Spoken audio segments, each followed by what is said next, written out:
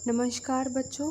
आज हम भारत की खोज पाठ्य पुस्तक के अध्याय 2 जिसका शीर्षक तलाश है के भाग भारत की शक्ति और सीमा का अध्ययन करेंगे। भारत की शक्ति और उसके पतन और नाश के कारणों की खोज लंबी और उलझी हुई है।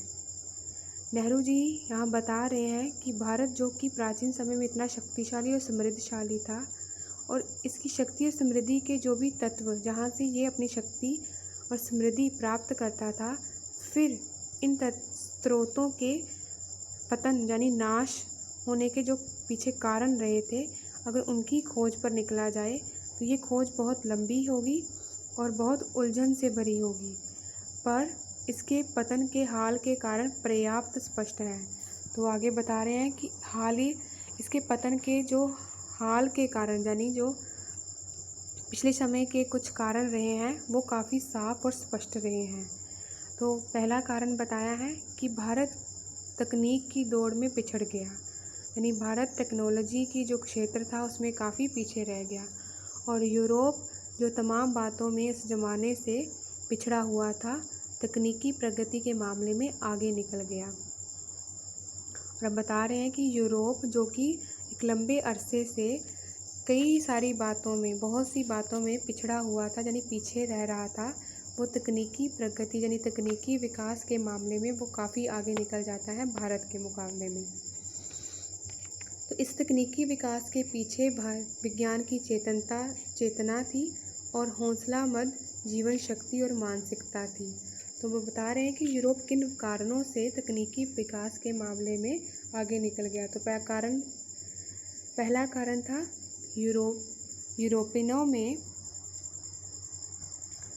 विज्ञान की चेतना का होना, यानी विज्ञान की समझ का होना।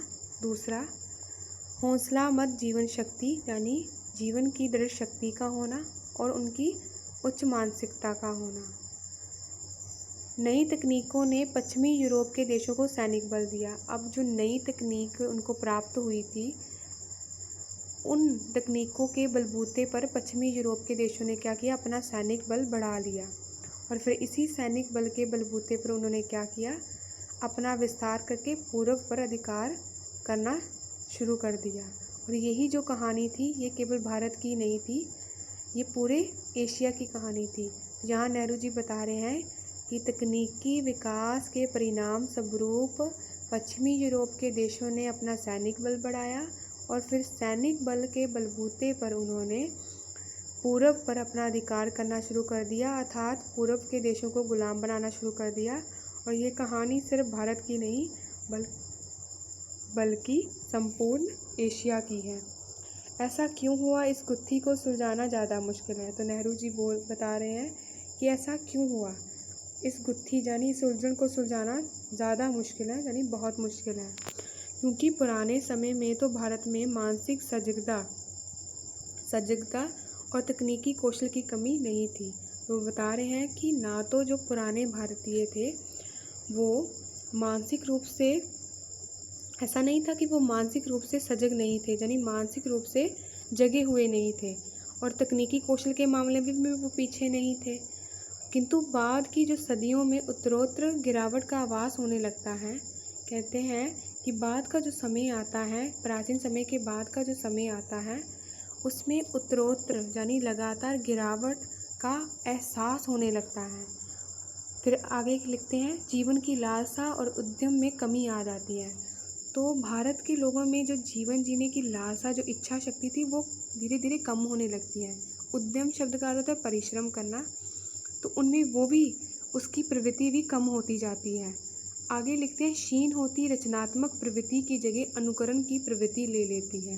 क्षीण शब्द का अर्थ है कमज़ोर, तो रचनात्मक प्रवृत्ति होती है नई नई चीज़ों के निर्माण करने की आदत और अनुकरण की प्रवृत्ति होती है नकल करने की आदत।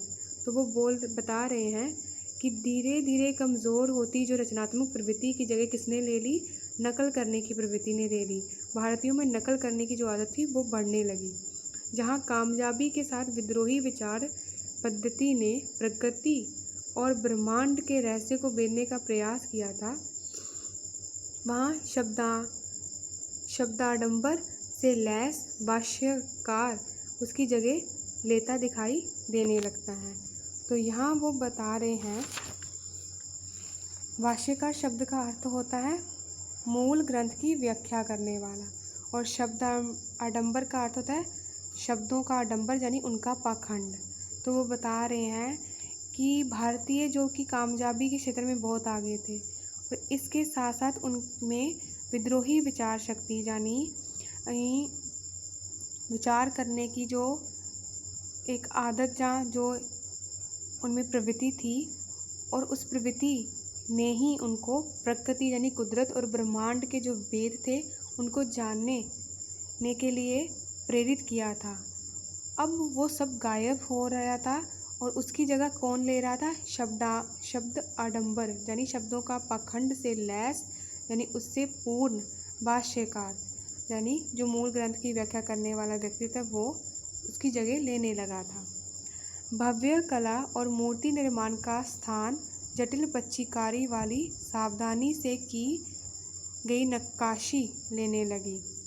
भव्य कला यानी जो विशाल बहुत आलीशान कला थी, और मूर्ति निर्माण का स्थान भी अब कौन ले लिया? जटिल यानी बहुत जटिल पच्चीकारी। अभी पच्चीकारी शब्द का अर्थ होता है धातु लकड़ी आदि पर खोदकर बेल बूटे बनाने के काम को कहते हैं पच्चीकारी।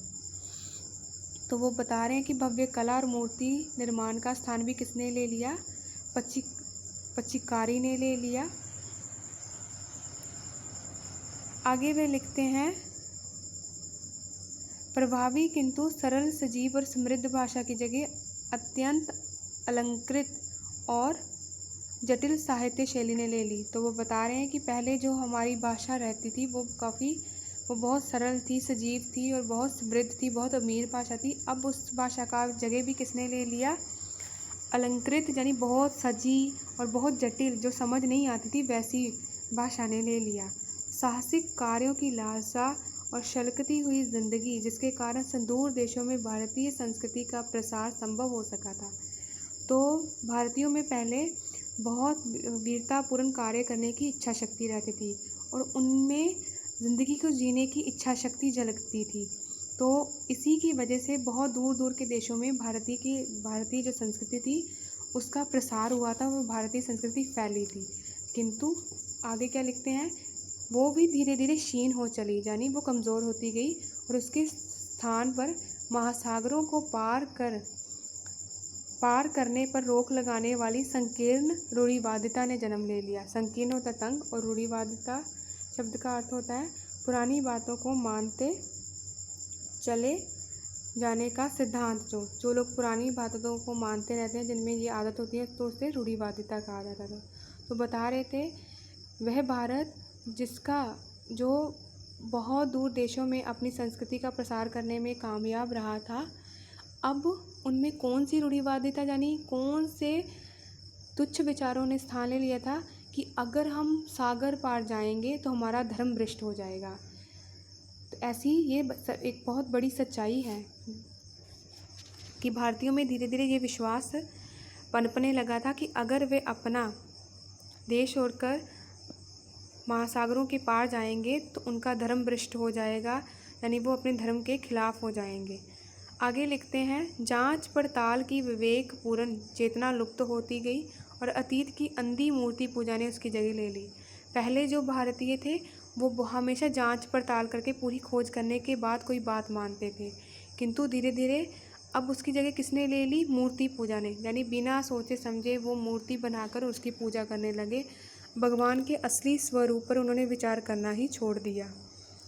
अतीत के विकट भार ने उसे कुचल कर रख दिया था। अतीत का जो भार था उसने, विकट होता है भयानक, जो भयानक भार था उसने सब कुचल कर रख दिया, और वह एक तरह की मूर्छा से ग्रसित हो गई। मूर्छा होता है बेहोशी, और ग्रसित होना होता है प्रभावित होना या पीड़ित होना। तो इस तरह अतीत का जो विकट भयानक भार था उसने सब कुचल कर रख दिया, और एक तरह से भारत एक तरह से बेहोशी की स्थिति में चला गया। मानसिक जड़ता और शारीरिक जो थकावट थी कि इस हालत में भारत का ह्रास होने लगा, यानी भारत का नुकसान होने लगा। अब जो भारतीयों में धीरे धीरे जो शिथिलता आने लगी थी, वो सोचना उन्होंने बंद कर दिया था, सिर्फ नकल करनी शुरू कर दी थी। उनमें जीवन जीने की कोई इच्छा शक्ति नहीं थी, वो ना परिश्रम करते थे। तो इस वजह से क्या होने लगा, भारत का नुकसान होने लगा और वह गतिहीन और जड़ हो गया, यानी उसमें कोई गति, कोई हलचल नहीं दिखाई देती थी इस भारत में अब। और ऐसा लगता था कि उसमें ये सिर्फ जड़ है, यानी इसमें कोई भी हलचल नहीं हो रही है। जबकि विश्व के दूसरे हिस्से प्रगति के पथ पर बढ़ते रहे। पथ शब्द का अर्थ होता है रास्ता, मार्ग। और भारत की, जबकि एक तरफ भारत की स्थिति ये थी कि भारत गतिहीन यानी बिना गति वाला और जड़ हो रहा था, तो इसी तरह दूसरी तरफ हालात अलग थे या विपरीत थे। विश्व के जो दूसरे हिस्से थे वो लगातार प्रगति यानी विकास करते जा रहे थे। किंतु यह स्थिति का पूरा और पूर्णतः सही सर्वेक्षण नहीं है। तो वो बता रहे हैं कि मैंने जो ऊपर बताया है ये जो है ये पूरी तस्वीर नहीं है। सर्वेक्षण शब्द का अर्थ होता है वैज्ञानिक निरीक्षण करना, यानी तथ्यों के आधार पर निर्णय पर पहुंचना। यदि केवल जड़ता और गतिहीनता का एक रस और लंबा दौर रहा होता तो उसका नाता अतीत से पूरी तरह टूट जाता। अब वो बता रहे हैं, माना कि भारत में जड़ता आ गई थी, गतिहीनता पनप रही थी, परंतु अगर ये जड़ता और गतिहीनता का जो दौर चला था, अगर ये बहुत लंबा चलता और अतीत से यहाँ अभिप्राय भारत के समृद्धशाली अतीत से हैं, जो भारत बहुत शक्तिशाली था और बहुत समृद्ध था। तो वो बता रहे हैं कि पहले भारत बहुत अमीर और शक्तिशाली और समृद्धशाली था, फिर भारत में धीरे बाद में गतिहीनता और जड़ता का ने रूप स्थान ले लिया। तो बता रहे हैं कि अगर ये जड़ता और गतिहीनता का दौर लंबे समय तक चलता और अतीत से इसका पूरी तरह से संबंध टूट जाता तो फिर स्थिति कुछ और होती। एक युग का अंत और उसके ध्वंसावशेषों पर किसी नई चीज़ का निर्माण होता है। तो इस तरह हम कहते हैं कि एक युग का पूरी तरह अंत हो गया है और उस ध्वंसावशेष शब्द का अर्थ होता है खंडहर। तो वो बता रहे हैं कि अगर अतीत का पूरी तरह अंत हो गया होता और उसके खंडरों पर नई चीज़ का निर्माण होता। आगे वे बता रहे हैं इस तरह का क्रम भंग नहीं हुआ। तो वो बता रहे हैं कि ऐसा हुआ ही नहीं, कभी अतीत का पूरे अंत नहीं हुआ था, बस वो थोड़ा सा उससे जो संबंध था, जो कड़ी थी, वो जरूर टूट गई थी और भारत में भी निरंतरता बनी रही। परंतु इसके बावजूद भी अतीत और अतीत के बाद का समय था, उनमें संबंध स्थापित रहा। इसके अलावा समय समय पर पुनर्जागरण के दौर आते रहे। साथ में बता रहे हैं पुनर्जागरण शब्द का अर्थ होता है फिर से जन्म होना, यानी समय समय पर सुधार होते रहना। तो वो बता रहे हैं कि ये अच्छी बात ये रही कि भारत और भारतीयों में जो बुराइयां पैदा हुई, जो धीरे धीरे जटिलताएं पैदा हुई, एक अच्छी बात इसके साथ ये रही कि अतीत से इसका पूरी तरह संबंध नहीं छूटा और साथ ही साथ धीरे धीरे पर समय समय पर इसमें पुनर्जागरण के दौर आते रहे, यानी समय समय पर इसमें सुधार आंदोलन भी शुरू होते रहे। इसकी वजह से भारत पूरी तरह से जड़ होने से और गतिहीन होने से बच गया। नए को समझने और उसे अनुकूल बनाकर कम से कम पुराने के उस अंश के साथ जिसको रक्षा करने लायक समझा गया, उसका सामंजस्य करने के प्रयास साफ दिखाई पड़ते हैं। तो आगे बता रहे हैं कि भारतीयों में अभी भी वो प्रवृत्ति वो मौजूद थी कि वो नई चीज़ों को समझ रहे थे, उसके अनुकूल अपने आप को बदल रहे थे और जो चीज़ें उनको लगता था कि इसको बचा कर रखनी चाहिए, तो उन सबके साथ मेल जोल जो था वो साफ, उसके प्रयास साफ दिखाई पड़ते हैं। अक्सर पुराने का केवल बाहरी ढांचा प्रतीक के रूप में बचा रहा और उसकी अंतर्वस्तु बदल गई। तो वो बता रहे हैं कि जो पुराने समय का ढांचा, जो उसका स्ट्रक्चर था, वो एक तरह से बचा रहा था, बस उसकी अंतर्वस्तु बदल गई थी। आगे लिखते हैं, ऐसी लालसा जो लोगों को उस लक्ष्य की ओर खींचती है जो पूरी तरह सिद्ध नहीं किया जा सका हो और साथ ही प्राचीन और नवीन के बीच सामंजस्य स्थापित करने की इच्छा बराबर बनी रहती हो, इसी लालसा ने उन्हें गति दी और पुराने को बनाए रखने के साथ साथ नए विचारों को आत्मसात करने की सामर्थ्य दी। आत्मसात शब्द का अर्थ होता है अपने अधिकार में ले लेना, यानी उसको अपना बना लेना, और सामर्थ्य शब्द का अर्थ होता है शक्ति। तो सिंपली यहाँ पर वो बता रहे हैं कि पुराने के साथ बंधे रहने की और जो नए नए विचार, जो नए नए विकास हो रहे थे, उनके बीच में मेल जोल बनाए रखने की एक इच्छा भारतीयों में हमेशा से मौजूद रही, और उस इच्छा के वजह से ही, उस इच्छा के कारण ही वे जो नए विचार थे उनको अपना बनाने में कामयाब रहे। तो ये था भारत की शक्ति और सीमा भाग में आए गए विचारों की व्याख्या। धन्यवाद।